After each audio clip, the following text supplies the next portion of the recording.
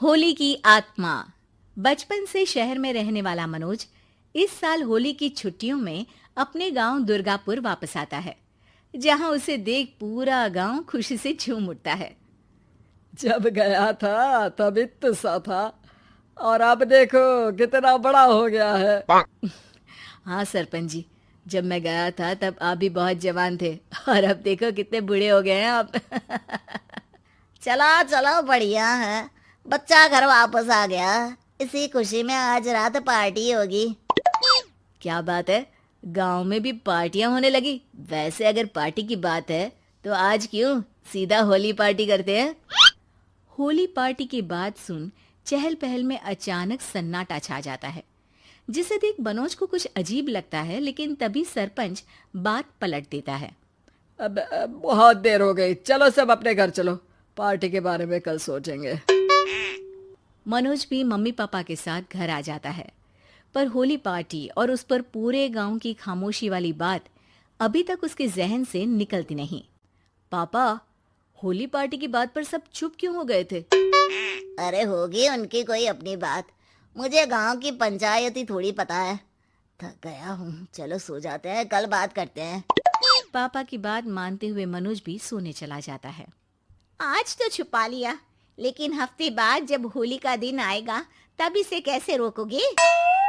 अगली सुबह सूरज के साथ ही मनोज भी गांव घूमने निकल जाता है, जिस पर रास्ते में उसे अपनी ही उम्र के कुछ लड़के भी मिलते हैं, जिनसे दोस्ती कर अब वो उनके साथ घूमने लगता है। इसी तरह कुछ दिन बीत जाते हैं और होली नजदीक आने लगती है। दोस्तों, होली में 4 दिन ही बचे हैं, पर गांव में उसकी कोई तैयारियां क्यों नहीं दिख रही? क्योंकि यहाँ होली नहीं मनाई जाती। अरे पर ऐसा क्यों? वो राजा भूषण। अरे तुम 4 दिन के लिए आए हो, क्या इतना सोच रहे हो? चलो कुछ खाने चलते हैं। इसी के साथ एक बार फिर होली की बात को टलते हुए देख मनोज को शक होने लगता है। वो घर पहुंचते ही इंटरनेट पर अपने गांव और राजा भूषण के बारे में जानकारी निकालने लगता है। क्या? मुझे आज तक ये नहीं पता था। ऐसा कैसे? किसी ने मुझे कुछ बताया क्यों नहीं? सारी जानकारी लेने के बाद मनोज गांव वालों या अपने मम्मी पापा से कुछ पूछे बिना खुद ही उसकी सच्चाई के बारे में छानबीन करने लगता है, जिसके चलते वो राजा भूषण की हवेली में पहुंचता है। वाह, क्या हवेली है यार। पर क्या यहाँ सच में कोई भूत है? हेलो भूत जी, कोई है क्या? हम इस साल गांव में होली सेलिब्रेट कर रहे हैं, क्या आप उस पर थोड़ा इंटरव्यू देंगे?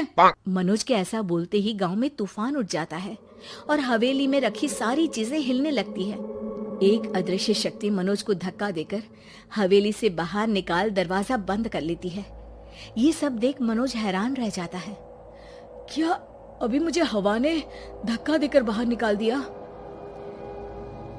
मेरे होते हुए इस गांव में कभी होली नहीं बन सकती, इसलिए दोबारा ऐसी कोशिश भी मत करना, अंजाम बुरा होगा। आवाज सुन मनोज हैरानी से इधर उधर देखने लगता है, पर उसे कोई दिखाई नहीं देता। वो गांव वापस आ जाता है, जहां तूफान की वजह से सब कुछ तहस महस हो चुका होता है। आखिर ये तूफान आया कैसे?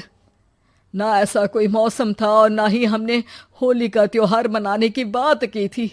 सरपंच की बात पर कोई रिएक्शन दिए बिना मनोज चुपचाप अपने घर चला जाता है। इस तरह देखते ही देखते होली का दिन भी आ जाता है और मनोज रंग लेकर गांव में निकल जाता है, लेकिन गांव पूरी तरह खाली होता है। अरे त्योहार का दिन है, धूमधाम की जगह मातम क्यों मनाया हुआ है? मनोज की आवाज सुन सब अपने घर की खिड़कियां खोल के घर के अंदर से ही उसे वापस जाने के लिए कहने लगते हैं, पर वो किसी की नहीं सुनता। तुझे पहले भी समझाया था, अगर होली खेलने की कोशिश भी की तो अच्छा नहीं होगा। अरे बात मान लो बेटा, तुम्हें सच नहीं पता। मुझे सब पता है। सालों पहले इस राजा ने एक अंधविश्वास फैलाया और आप लोग आज तक उसे मानते आ रहे हो। अरे बेटा, जब तुम पैदा भी नहीं हुए थे उससे भी बहुत पहले से इस गांव पर होली का श्राप है। अगर गांव में होली का त्योहार मनाया जाता है तो प्रलय आना पक्की बात होती है। राजा भूषण इस सब में नहीं मानते थे और त्योहार मनाने लगे, जिसके चलते होली वाले ही दिन पहले उनके बेटे की और फिर उनकी मृत्यु हो गई। तभी से गांव की रक्षा के लिए उनकी आत्मा उस हवेली में रह रही है। सबकी बातें सुन मनोज उलझन में पड़ जाता है। सोचना भी मत मनोज, अगर तुमने इस परंपरा को तोड़ने की कोशिश भी की तो उसका परिणाम इस गांव और गांव के लोगों के लिए अच्छा नहीं होगा। मुझे भी यकीन नहीं हो रहा कि आप लोग एक बेतुकी बात को मानकर सालों से रंगों के त्योहार को मातम की तरह मनाते आ रहे हो। मनोज किसी की कोई बात ना मानते हुए पूरे गांव में रंग बिखेर देता है, जिसके तुरंत बाद वहां तूफान के साथ बिजलियां गरजने लगती है। अचानक मौसम में ऐसा बदलाव देख जहां मनोज कंफ्यूजन में आ जाता है, वहीं गांव वाले डर से सहम जाते हैं।